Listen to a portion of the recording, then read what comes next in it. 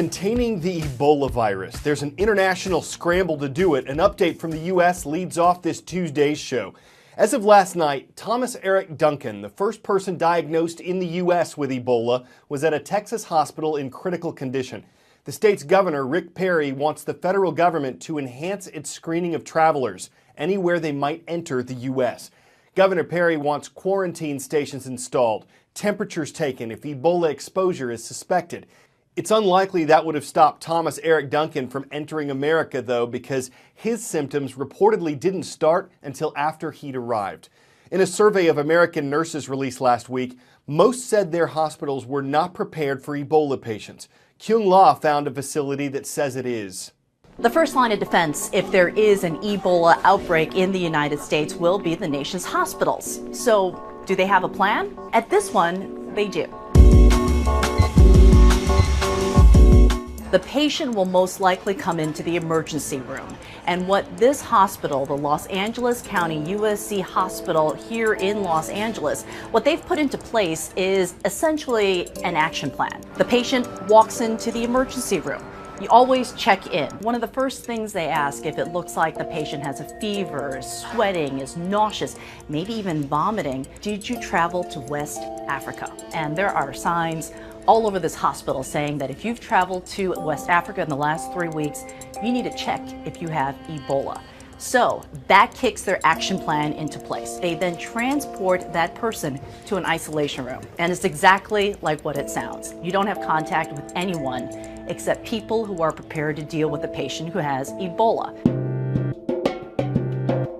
So what does a worker do before walking into the isolation room to deal with a potential Ebola case? They have to cover themselves from head to toe. They wear a mask. They cover their eyes. They wear a gown that is water impermeable so that no fluids can affect that hospital worker. They cover their feet and they cover their hands. And before they do any of that, they wash their hands for 15 seconds. Once they're in the isolation room, they have to mark when they enter. They also mark when they leave. That is the case for anyone who walks into that isolation room. They follow CDC guidelines. If the patient is very sick, they double glove, they double gown. They basically isolate everyone who comes in who is a suspected Ebola case. Has it happened yet here in California? No. Do they expect that it might? Possibly. And they say with this case in Dallas, this hospital has to be prepared. See if you can ID me. I'm an award that was established in 1895 and first given in 1901, a name for the inventor of dynamite, and I'm awarded in several different fields, including medicine, physics, and peace. I'm the Nobel Prize, established by the will of Swedish chemist Alfred Nobel. We're expecting the 2014 Nobel Prize winners to be announced all this week. At a ceremony in the Swedish capital of Stockholm yesterday, there were 3 winners named for the prize in physiology or medicine. Professors John O'Keefe, May-Britt Moser, and Edward Moser are all neuroscientists. They'll split the $1.2 million Nobel Award. They discovered brain cells that help us keep track of where we are and where we're going. It's kind of like a GPS built into our heads. It allows us to make repeat trips to previous places. And one reason why the discoveries are important, Alzheimer's research. People with Alzheimer's disease become lost more easily as parts of their brains break down. Understanding the brain's GPS could help scientists understand how these patients become disoriented. A few blocks away from the U.S. Capitol building in Washington, D.C., there's a new memorial that was just dedicated earlier this week. It's called the American Veterans Disabled for Life Memorial. It honors the ongoing sacrifices of those permanently injured in armed conflict. One of its co-founders was moved to action when she saw a veteran in a wheelchair to lay flowers on another veteran's grave. This is the first and only memorial that is designed to honor the living. There are no other memorials in Washington that honor the living individuals. We honor the living today of nearly 4 million disabled veterans, the countless millions that have gone before us, and unfortunately those who will come after us. The message is respect and be mindful of what the cost of freedom is, not only to those who have who have paid the ultimate sacrifice, but to those who come home, wounded, injured, or otherwise disabled, the first day of their disability life begins when they come home from war, and it goes on for the rest of their life. And they have to deal with it every single day. The best form, as Washington said, of public justice is to honor them and take care of them.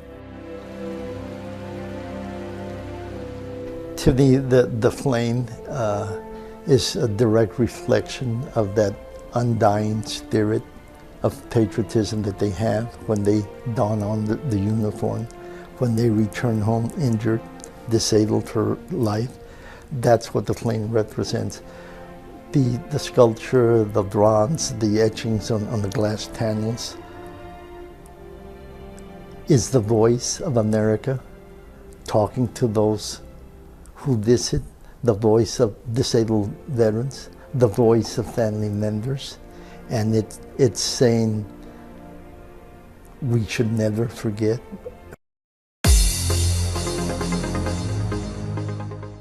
From sea to shining sea is how you might characterize today's roll call.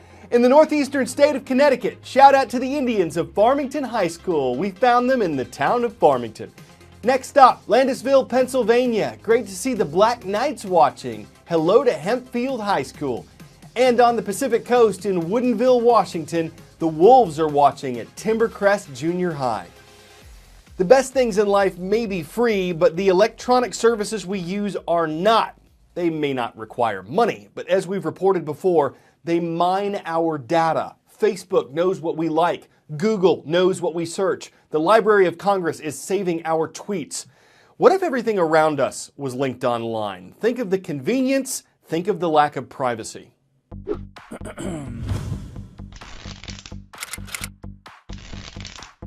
The Internet of Things is when you take everything, thermostat, car, even a light bulb, and you just slap the internet on it. You wanted to use that fitness app to track how far you ran, that weight loss app to track how much fat you lost. How do you think that happens?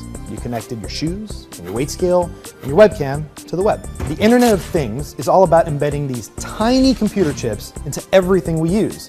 To work, they need sensors that record what's going on around them, say temperature, or light, or movement.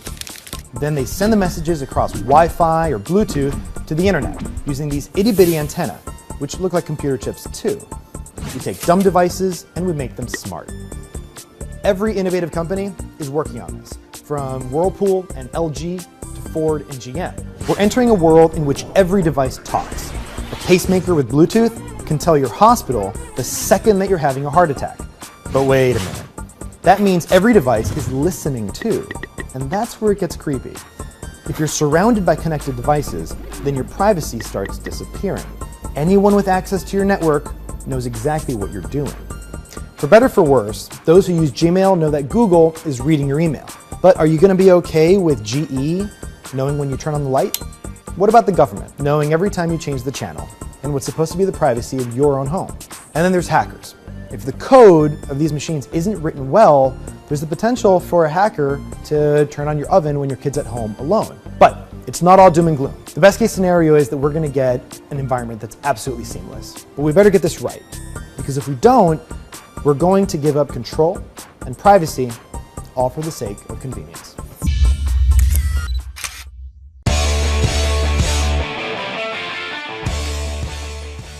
Before we go, roads. They ain't just for driving anymore, they're for making music? That's America the Beautiful. It's played, so to speak, when your tires roll over specially cut grooves in the road on part of Route 66 through New Mexico. National Geographic paid to have this done. Its aim is to get drivers to slow down as the tune is best heard at 45 miles per hour. Of course, they could have had it play On the Road Again, Life is a Highway, Red Dirt Road, Country Roads, Take Me Home, Get Your Kicks on Route 66.